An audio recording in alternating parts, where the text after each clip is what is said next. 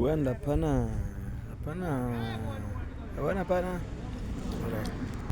usakahle bu asikho lapho.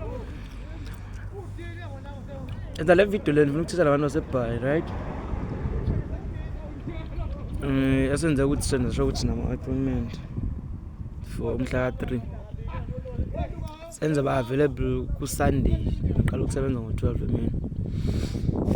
Siyaxolisela nje indaba leyo ngenxa yezizathu nje ezithizeni kwi-site lami ukuthi bengikhona ukuthi ngishiya abantu ngabaqedela into zabo this site ensikeni esigodini esikhulu. So Sunday ngo-12 emini ngitholakala ezwide, akukho into ezojika ndiyeza ngisho ukuthi ndiyaphuma Saturday phumuleke bese Sunday ziyakhala sithi uzoconsult uzothini usizakala.